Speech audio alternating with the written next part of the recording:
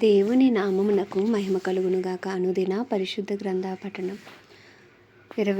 April 26 ప్రార్థన. దయగల తండ్రి, కృపల దేవ, పరిశుద్ధడానికి వందనాలు, స్తోత్రాలు. గడిచిన దినములన్నీ కాచి కాపాడి మరొక నూతన దినము మా జీవితాల్లో ప్రవేశపెట్టారు. మీకు వందనాలు ప్రభు. ఈ దినం వాక్యం ద్వారా మాతో మాట్లాడండి, మమ్మల్ని బలపరచండి. వినిన వాక్యం మా హృదయంలో ఫలింపచేసి వాక్యానుసారంగా జీవించుటకు నీ కృపను దయచేయమని యేసుక్రీస్తు అతి పరిశుద్ధ నామములో అడిగి వేడుకొనిచున్నాం మా పరమ తండ్రి. ఆమేన్. మొదటి రాజుల గ్రంథము 12-13 అధ్యాయములు. 12వ అధ్యాయము. రెహబామునకు పట్టాభిషేకము చేయుటకు ఇశ్రాయేలీలందరూ షెకెమునకు రాగా, రెహబాము షెకెమునకు పోయెను. నెబాతు కుమారుడైన యరొబాము రాజైన సొలొమోను నొద్ద నుండి పారిపోయి ఐగుప్తులో నివాసం చేయుచుండెను. యరొబాము ఇంకా ఐగుప్తులోనే ఉండి ఆ సమాచారం వినెను. జనులు అతని పిలువనంపగా యరొబామును ఇశ్రాయేలీల సమాజమంతయును వచ్చి రెహబాముతో ఇలాగు మనవి చేసిరి: నీ తండ్రి బరువైన కాడిని మా మీద ఉంచెను. నీ తండ్రి నియమించిన కఠినమైన దాస్యమును మా మీద అతడు ఉంచిన బరువైన కాడిని నీవు చులకన చేసిన యెడల మేము నీకు సేవ చేయుదుము. అందుకు రాజు, మీరు వెళ్ళి 3 దినములైన తర్వాత నా యొద్దకు తిరిగి రండని సెలవీయగా జనులు వెళ్ళిపోయారు. అప్పుడు రాజైన రెహబాము తన తండ్రి అయిన సొలొమోను బ్రతికి ఉన్నప్పుడు అతని సముఖమునందు సేవ చేసిన పెద్దలతో ఆలోచన చేసి ఈ జనులకు ఏమి ప్రత్యుత్తరం ఇచ్చేదమని వారిని అడగగా, వారు, ఈ దినముననే నీవు ఈ జనులకు దాసుడివే వారికి సేవ చేసి మృదువైన మాటలతో వారికి ప్రత్యుత్తరం ఇచ్చిన యెడల వారు సదాకాలము నీకు దాసులగుదురు అనిరి. అయితే అతడు పెద్దలు తనతో చెప్పిన ఆలోచనను నిర్లక్ష్యపెట్టి తనతో కూడా పెరిగిన యవనులను పిలిచి ఆలోచన అడిగి వారికి ఇలాగు ప్రశ్న వేశాను: మా మీద నీ తండ్రి ఉంచిన కాడిని చులకన చేయుడని నాతో చెప్పుకొని ఈ జనులకు ప్రత్యుత్తరం ఇచ్చుటకు ఏ ఆలోచన మీరు చెప్పుదురు? అప్పుడు అతనితో కూడా ఎదిగిన యవనస్తులు ఈ ఆలోచన చెప్పారు: నీ తండ్రి మా కాడిని బరువైనదిగా చేసిన గాని నీవు దానిని చులకనగా చేయవలనని నీతో చెప్పుకొని ఈ జనులకు ఇలాగూ ఆజ్ఞేయము: నా తండ్రి నడుము కంటే నా చిటికెను వేలు పెద్దదిగా ఉండును. నా తండ్రి మీ మీద బరువైన కాడిని పెట్టిన సరే, నేను ఆ కాడిని ఇంకా బరువుగా చేయుదును. నా తండ్రి చబుకులతో మిమ్మల్ని శిక్షించును సరే, నేను కొరడాలతో మిమ్మల్ని శిక్షించుదును. 3వ దినమందు నా యొద్దకు రండని రాజు నిర్ణయం చేసి ఉన్నట్లు యరొబామును జనులందరూ 3వ దినమున రెహబాము వద్దకు వచ్చారు. అప్పుడు రాజు పెద్దలు చెప్పిన ఆలోచన నిర్లక్ష్యపెట్టి యవనులు చెప్పిన ఆలోచన చొప్పున వారికి కఠినంగా ప్రత్యుత్తరం ఇచ్చి ఇట్లా ఆజ్ఞాపించెను: నా తండ్రి మీ కాడిని బరువుగా చేసిన గాని నేను మీ కాడిని మరి బరువుగా చేయుదును. నా తండ్రి చబుకులతో మిమ్మల్ని శిక్షించను గాని నేను కొరడాలతో మిమ్మల్ని శిక్షించుదును. జనులు చేసిన మనవిని రాజు ప్రకారం అంగీకరింపకపోయాను. షిలోనీయుడైన అహియా ద్వారా నెబాతు కుమారుడైన యరొబాముతో తాను పలికించిన మాట నెరవేర్చవలనని యెహోవా ఇలాగును జరిగించెను. కాబట్టి ఇశ్రాయేలు వారందరూ రాజు తమ విన్నపమును వినలేదని తెలుసుకుని రాజుకి ఇలాగూ ప్రత్యుత్తరం ఇచ్చిరి: దావీదులో మాకు భాగమేది? యెషయి కుమారుని యందు మాకు స్వాస్యము లేదు. ఇశ్రాయేలు వారులారా, మీ గుడారములకు పోవుడి. దావీదు సంతతి వారులారా, వారిని మీరే చూచుకొనుడి అని చెప్పి ఇశ్రాయేలు వారు తమ గుడారములకు వెళ్ళిపోయిరి. అయితే యూదా పట్టణంలోని ఇశ్రాయేలు వారిని రెహబాము ఏలెను. తరువాత రాజైన రెహబాము వెట్టి పని వారి మీద అధికారి అయిన అదోరామును పంపగా ఇశ్రాయేలు వారందరూ రాళ్లతో అతను కొట్టినందున అతడు మరణమాయెను. కాబట్టి రాజైన రెహబాము యెరూషలేమునకు పారిపోవాలని తన రథం మీద త్వరగా ఎక్కెను. ఈ ప్రకారం ఇశ్రాయేలు వారు నేటి వరకు జరుగుచున్నట్లు దావీదు సంతతి వారి మీద తిరుగుబాటు చేసిరి. మరియు యరొబాము తిరిగి వచ్చినని ఇశ్రాయేలు వారందరూ విని సమాజముగా కూడా అతని పిలువనంపించి ఇశ్రాయేలు వారందరి మీద రాజుగా అతనికి పట్టాభిషేకం చేసిరి. యూదా గోత్రీయులు తప్ప దావీదు సంతతి వారిని వెంబడించిన వారెవరూ లేకపోయిరి.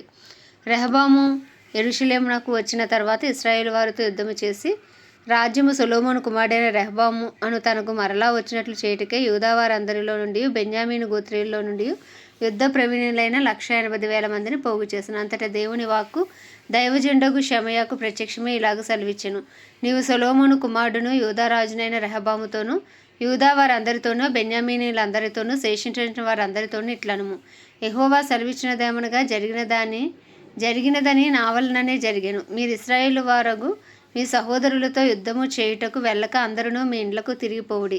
కాబట్టి వారు యెహోవా మాటకు లోపడి దానిని బట్టి యుద్ధమునకు పోక నిలిచిరి. తర్వాత యరొబాము ఎఫ్రాయిము మన్యమందు షెకెమును పట్టణమును కట్టించి అచ్చట కాపురముండి అచ్చట నుండి బయలుదేరి పెనూయేలును కట్టించెను.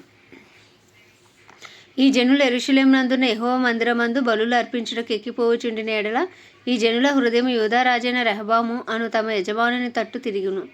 అప్పుడు వారు నన్ను చంపి యూదా రాజైన రెహబాము వద్ద మరలా చేరుదురు. రాజ్యం మరలా దావీదు సంతతి వారి దగుదునని యరొబాము తన హృదయమందు తలంచి ఆలోచన చేసి 2 బంగారపు దూడలు చేయించి జనులను పిలిచి, యెరూషలేమునకు పోవుట మీకు బహు కష్టము. ఇశ్రాయేలు వారులారా, ఐగుప్తు దేశంలో నుండి మిమ్మల్ని రప్పించిన మీ దేవుడు ఇవే అని చెప్పి ఒకటి బేతేలు నందును ఒకటి దాను నందును ఉంచెను. దాను వరకు ఈ రెండింటిలో ఒక దానిని జనులు పూజించుట వలన రాజు చేసిన కార్యము పాపమునకు కారణమాయెను. మరియు అతడు ఉన్నత స్థలములను కట్టించి మందిరముగా ఏర్పరిచి లేవీయులు కాని సాధారణమైన వారిలో కొందరిని యాజకులుగా నియమించెను. మరియు యరొబాము యూదా దేశమందు జరుగు ఉత్సవం వంటి ఉత్సవము 8వ మాసం 15వ దినమందు జరప నిర్ణయించి బలిపీఠము మీద బలులు అర్పించుచూ వచ్చెను. ఈ ప్రకారము బేతేలు నందును తాను చేయించిన దూడలకు బలులు అర్పించుచుండెను. మరియు తాను చేయించిన ఉన్నతమైన స్థలమునకు యాజకులను బేతేలు నందు ఉంచెను. ఈ ప్రకారం అతడు యోచించిన దానిని బట్టి 8వ మాసం 15వ దినమందు బేతేలులో తాను చేయించిన బలిపీఠం మీద బలులు అర్పించుచూ వచ్చెను. మరియు ఇశ్రాయేలు వారికి ఒక ఉత్సవము నిర్ణయించి ధూపము వేయుటకే తానే బలిపీఠము ఎక్కెను.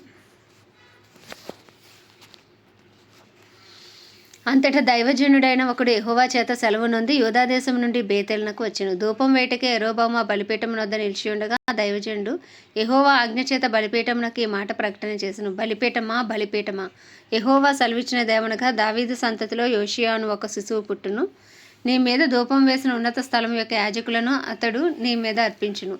అతడు మనుష్య శల్యములను నీ మీద దహనము చేయును. ఈ బలిపీఠము బద్దలైపోయి దాని మీదనున్న బుగ్గి ఒలికి పోవుటయే యెహోవా ఇచ్చు సూచన అని చెప్పి ఆ దినమున ఆ ప్రవక్త సూచన ఒకటి ఇచ్చాను. బేతేలు నందున్న బలిపీఠమును గూర్చి ఆ దైవజనుడు ప్రకటించిన మాట రాజైన యరొబాము విని బలిపీఠం మీద నుండి తన చెయ్యి చాపి వానిని పట్టుకొనమని చెప్పగా అతడు చాపిన చెయ్యి ఎండిపోయాను. దానిని వెనుకకు తీసుకొంటగా అతనికి శక్తి లేకపోయాను. మరియు యెహోవా సెలవు ప్రకారము దైవజనుడు ఇచ్చిన సూచన చొప్పున బలిపీఠం బద్దలు కాగా బుగ్గి దాని మీద నుండి ఒలికిపోయాను. అప్పుడు రాజు, నా చెయ్యి మునుపటి వలె బాగోగునట్లు నీ దేవుడైన యెహోవా సమ్ముఖమందు నా కొరకు వేడుకొనమని ఆ దైవజనుని బతిమాలుకొనగా దైవజనుడు యెహోవాను బతిమాలుకొన్న గనుక రాజు చెయ్యి మరలా బాగేమో మునుపటి వలె ఆయను. అప్పుడు రాజు, నీవు నా ఇంటికి వచ్చి అలసట తీర్చుకొనుము, నీకు బహుమతి ఇచ్చేదనని ఆ దైవజనునితో చెప్పగా దైవజనుడు రాజుతో ఇట్లనెను, నీ ఇంటిలో సగము నీవు నాకు ఇచ్చినను నీతో కూడా నేను లోపలికి రాను. ఈ స్థలమందు నేను అన్నపానములు పుచ్చుకొనను. అన్నపానములు పుచ్చుకొన వద్దనియు నీవు వచ్చిన మార్గమున తిరిగి పోవద్దనియు యెహోవా వాక్కు చేత నాకు సెలవాయనని రాజుతో అనెను. అంతటా అతడు తాను బేతేలునకు వచ్చిన మార్గమున వెళ్ళక మరి ఒక మార్గమున తిరిగిపోయాను.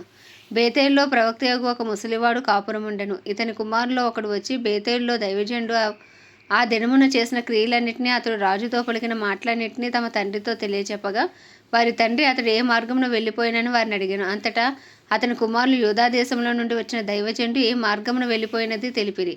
పిమ్మట అతడు తన కుమారులను పిలిచి నా కొరకు గాడిదకు గంత కట్టి చెప్పగా వారు అతని కొరకు గాడిదకు గంత కట్టిరి.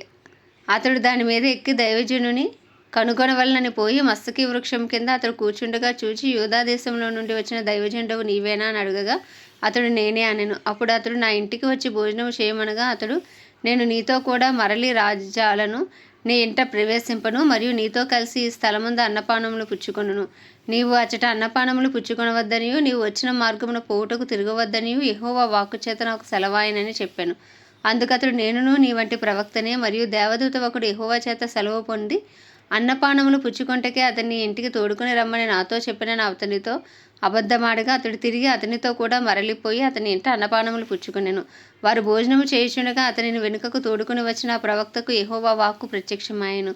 అంతటా అతడు యూదా దేశంలో నుండి వచ్చిన దైవజనుని పిలిచి, యెహోవా ఇలాగా ఆజ్ఞ ఇచ్చుచున్నాడు, నీ దేవుడైన యెహోవా నీకు ఆజ్ఞాపించిన దాన్ని గైకొనక ఆయన సెలవిచ్చిన నోటి మాట మీద తిరుగుబడి నీవు వెనుకకు వచ్చి నీవు అచ్చట అన్నపానములు పుచ్చుకొనవలదని ఆయన సెలవిచ్చిన స్థలమున భోజనము చేసి ఉన్నావు గనుక నీ కళేబరము నీ పితరుల సమాధిలోనికి రాకపోవునని ఎలుగెత్తి చెప్పెను. అంతటి వారు అన్నపానములు పుచ్చుకున్న తర్వాత అచ్చటి ప్రవక్త తాను వెనుకకు తోడుకొని వచ్చిన ఆ ప్రవక్తకు గాడిద మీద గట్ట కట్టించెను. అతడు బయలుదేరి మార్గమున పోవుచుండగా ఒక సింహము అతనికి ఎదురుపడి అతన్ని చంపెను. అతని కళేబరము మార్గమందు పడి ఉండగా గాడిద దాని దగ్గర నిలిచి ఉండెను. సింహమును శవము దగ్గర నిలిచి ఉండెను. కొందరు మనుషులు ఆ చోటికి వచ్చి శవ మార్గమందు పడి ఉండటియు సింహము శవము దగ్గర నిలిచి ఉండటియు చూచి ఆ ముసలి ప్రవక్త కాపురమున పట్టణమునకు వచ్చి ఆ వర్తమానము తెలియజేసిరి. మార్గములో నుండి అతన్ని తోడుకుని వచ్చిన ఆ ప్రవక్త ఆ వర్తమానం వినినప్పుడు యెహోవా మాటను ఆలకింపక తిరుగుబడిన దైవజనుడు ఇతడే. యెహోవా సింహమునకు అతన్ని అప్పగించి ఉన్నాడు. యెహోవా సెలవిచ్చిన ప్రకారం అది అతని చీల్చి చంపెనని పలికి తన కుమారులను పిలిచి గాడిదకు నా కొరకు గంతకట్టుడని చెప్పెను.